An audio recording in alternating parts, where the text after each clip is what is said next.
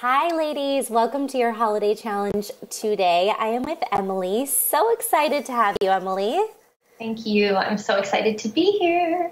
I have to just announce this is a really sweet moment. This is the first time I've ever featured one of our alumni students in the Masterclass panel for the holiday challenge. And I'm so excited to get to feature your work, Emily, and have you here and to speak with the women. So we have so much, we just chatted about this challenge. I'm super excited about it. And I want to pass it right over to you to get into because I think there's lots of fun stuff we can jam on that is really important during this time of year.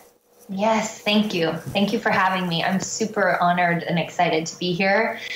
So my challenge today is around creating and crafting the year that you want to have and doing that in a way that's both soulful and strategic that leads to creating more spaciousness in your life and in your work. So whether you run a business or whether you are still in 9 to 5 or whether you're kind of on the fence about starting your coaching business or starting a business otherwise, either way, this challenge is going to really work for you and help you to streamline the way that you're thinking about your time and the way that you're thinking about or just eliminating a lot of the overwhelm that can often come from thinking and being an ambitious woman who has a lot of desires and a lot of things that you might want to accomplish and achieve in the next year.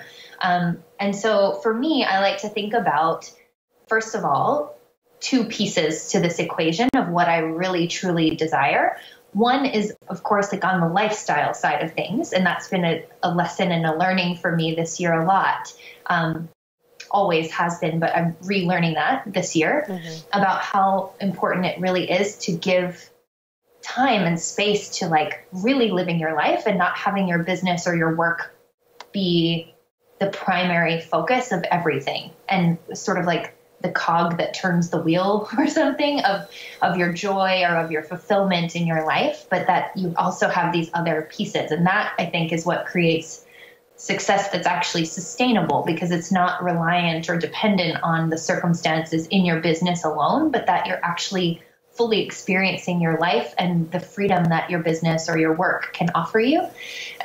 So I like to think about this in two pieces. Like I said, one is your lifestyle and one is your business or your work. And I like to use 3 different metrics to actually consider what it is that I desire and what would feel really fulfilling and like success to me. So I use these 3 metrics. One is sexy. So what am I going to do that's going to actually have me feel sexy, meaning confident, fulfilled, radiant, joyful, alive, sexy, connected to my feminine essence also is really important for me. Feminine essence, feminine wisdom, feminine energy, something that we often forget about or sort of an afterthought for us in our world as ambitious women because we're so focused on creating results and we're so focused on doing the things and achieving what it is that we set out to achieve that we oftentimes forget about these other pieces that might be a little bit more subtle and actually feed us, nourish us, feed our soul. So sexy, what will I do to feel sexy in my life and in my business? What would that actually look like? And feel free to like run wild with this and then just pick a couple things, just do a brain dump of whatever is coming up for you in the life area and then in the business area. And then I like to feel into what would feel soulful. So what would actually have me feel deeply connected to my soul, to my mission, to my purpose, to why I'm actually here? What would that contribution or that impact look like that I actually would love to create? What am I going to do to nourish that piece of my life and my work? And then success, what would actually have me feel proud looking back on the year next year in my life if I were to do it or achieve it or weave it in somehow? And what would feel really successful in my business? And success meaning a little bit more broad than we tend to think of it, right? So like when I think about what feels successful in my business and in my career, what might come up initially is like a monetary value, and that's okay. But also stretch yourself to think about things that aren't financial, that actually would have you feel really proud and successful looking back on what you've accomplished and the way that you've spent your time and energy this year. And then what I want you to do is actually block it out in your calendar.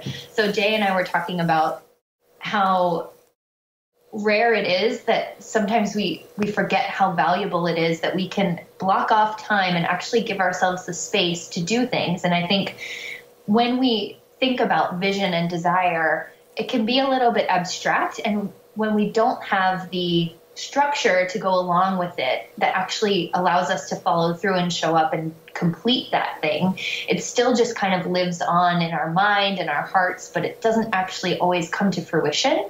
And that's the most important part, because you can have all these visions and dreams and goals and things that you want to do someday, but if you're not actually prioritizing the time and setting aside the space for those desires to land and creating I like to think of it like you're creating fertile soil for a seed to be planted that can actually bloom and grow and be fruitful for you. And that's what I would equate to like actually blocking off time in your calendar to do the things that you're desiring to do.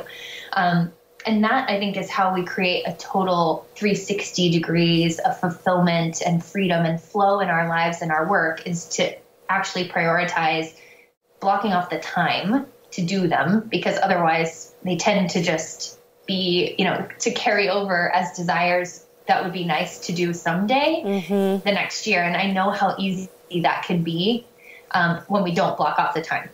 So, Jay, did you have something to add? I just love this challenge so much, and so much of what you said, because of course we share so many values, which is why we've worked together in so many ways.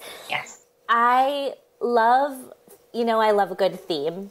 We're going to talk about the power of themes later, but there's a link below this video for that call. So if you want to hear me geek out about the power of themes, or what Emily is calling metrics in this challenge today, I really believe they help you to concentrate your power and direct your focus. And you've given them really clear metrics or themes that are values that are so important for a feminine leader to think about your sexuality and sensuality is so important. And I think during the holidays, or times of busyness, or times of judgment and question, which we were saying around this time of year, if you up until now have thought of success as a number, or you only think of success having to do with your career or how you make money, and you're not bringing a holistic view to your sensuality as a woman, your soulfulness in your life, and redefining from a broader term, like you said, what success means, then you're missing out on that holistic feeling of celebration and ability to vision and create and manifest. And so I think these themes are just such powerful, sovereign guiding principles, and such thought-provoking things to help us think during this time of year as we're closing out one year and reflecting on it, and then thinking about what we're calling in and what we're easing into. I just love those prompts. So beautiful, so feminine, so powerful. And then when you speak about the calendar, it's speaking to my passion for the balance and wholeness that we have the ability to curate as women between masculine and feminine. And I think often we swing the pendulum one way or the other, like too far to the feminine, where we go like we have this belief that what it means to be feminine is just to be emotional and open and flowing.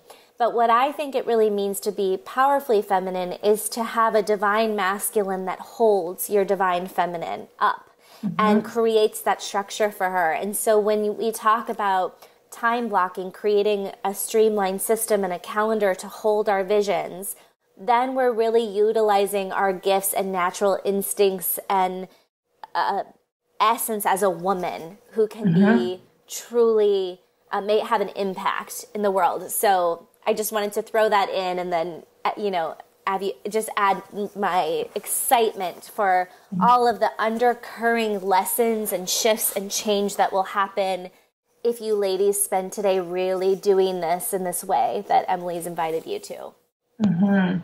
Thank you for that. Yeah.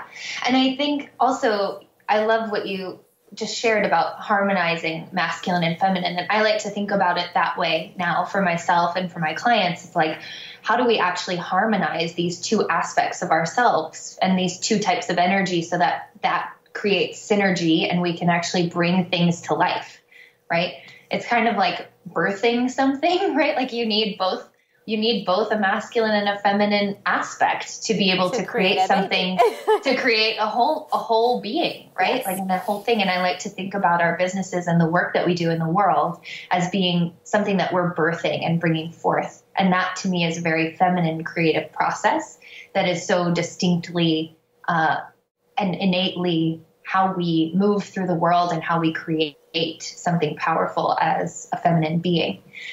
So I think one of the most important things also in this challenge is that you make a decision about what system you're going to use to track your time. And that sounds really heady, but I think this can get really out of control for a lot of women. And I know for all of my clients, this is one of the first things that we address, because if you don't have a decision made and a choice made about where you're tracking your time and how you're doing it, it becomes overwhelming and chaotic.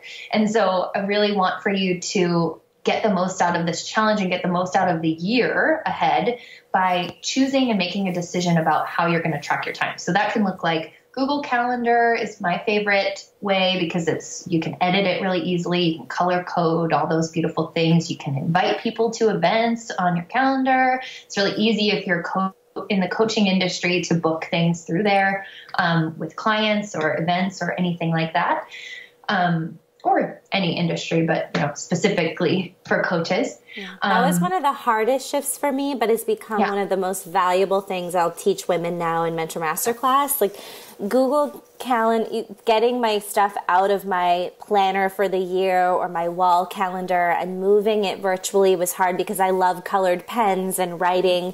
But really, when we're talking about simplifying your mind and getting it all in one space where it's shareable, where there's reminders that are set up, where it's one spot that holds it all, I think I haven't found anything better than Google Calendar. And now I know my way around. It was so wonky at first, so if you're not used to having a virtual calendar, but so powerful if you can start to make the shift. And if they make that shift today, that's like one of the best moves they can make for lessening overwhelm and systemizing and getting ready to have an online business, because there's all kinds of little tools and things that just make life easier by using it. Right.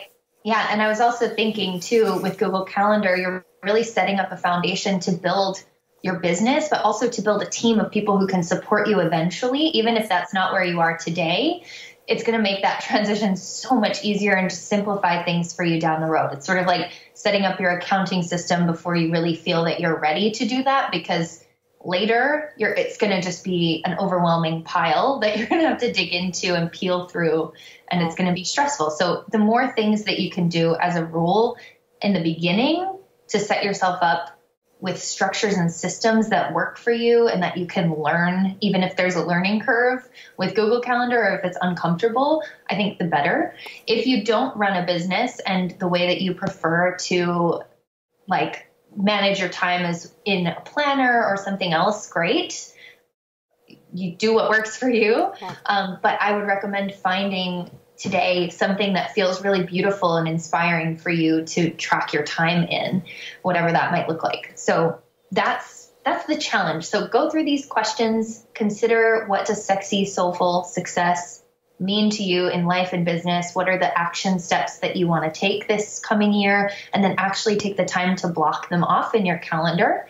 And I think we were talking about earlier before we started recording, Jay, like you might not know exactly the day and time and week, but if you block off the time and the space for it, you know that it's coming and you can actually take the action to book the trip to Costa Rica in May or something versus, waiting until it's then April and it's too late and you're like, oh, I missed the boat on that, and then you feel regretful or like you haven't, it almost feels like you've failed a little bit, like you feel a little bit defeated. And so I want you to really practice feeling that feeling of success and achievement for the things that you actually do have a lot of say in. There are so many things in our lives that are so out of our control.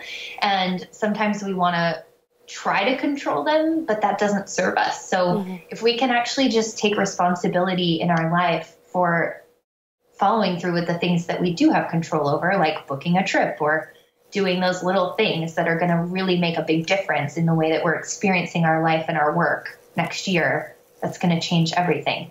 This is a transformational experience to have. And today it can be simple. You can start with simple, but what I want to share is, I think just to throw out some ideas, like the first time I've done this years ago, I know what came up for me is wanting to have quality time with my daughter. It was one of the things that was really important, to have adventures and play. When I felt into my week of working, I felt like Wednesdays are always like that hump day, and I just wanted to take them off, to be back with my daughter and not feel guilty about working or be like so into work in my life, like have other things take priority. So that's where Wednesday became blocked off as my day of adventure to spend with my daughter. And then other things like knowing when I'm ovulating every month. There's a week in the month where I work out harder during that time, and that's blocked off. So there's less things on the calendar, and the gym becomes more of a priority during that time. So I'm sharing these ideas because it's connected to something, a belief system that we have, that is, we don't control our time. That like we have these obligations and we're so busy, we have to give of ourselves so much. And when you're starting a business, if you go in with that belief, then your business is going to be everything that you've had in your past work experiences. But this challenge today is setting everybody up to start thinking more about how you want to feel in your life, and then getting clear about the power you have to create boundaries around your time and to actually manifest and implement and do what you want to do to feel how you want to feel. And a lot can come up around this. Like when you mentioned, and you were we brushed past it, but it's like that belief that you can't control your time. This is how you begin to reprogram that belief and to say, actually, I can create the kind of experience that I want to have and the feelings that I want to feel within my personal life and within my business. So I want to honor that if something deep comes up for you or you catch a belief, beautiful, because that's the whole point of these challenges. Well, it's going to be so fun to think about your sexy, soulful success and that vision, and then play with when it's going to happen. Know that if you rub up against some darker qualities or aspects of yourself or beliefs about the world, that's the whole point of these rituals, is to reveal them and then give you a resource. And that's the resource that you've given them to move through this. Make it fun, inspirational, get it done, and then watch your life literally change and transform. Your relationship to time becomes something completely brand new. Yes. Yay! I'm so excited. So, Emily, how do you want them to share? I would love for them to share it with a photo or a screenshot. If you do this on Google Calendar, you can take a screenshot or a photo and share it on... Yeah, all the hashtags and tags are below. Yes. Beautiful. Emily, anything else you want to say before we send them off to vision and map out? I am just so excited for all of you, and I can't wait to see all of your posts and celebrate with you and get excited and hold the vision with you and celebrate the fact that you're taking control and responsibility of your time. It's really beautiful, and it's going to change everything. I'm just so excited that you're doing the holiday challenge because it's one of my favorite things. Yay! I can't wait to see your calendars too. I hope this is a fun experience. Tag Emily and I below, as well as Mentor Masterclass. And also, since we talked about it, check out below this video. There's a link to make sure you're on our final wrap-up celebration call. Even if you don't play full out every day in the challenges, this is a place to come join in the sisterhood. And we're going to talk deeper about themes, something we've kind of touched on today, or metrics, and how they can be really playful and fun in your life and in the new year. Thank you, Emily, so much for this amazing challenge. Thank you, ladies. And we'll see you tomorrow with your next challenge. Have fun.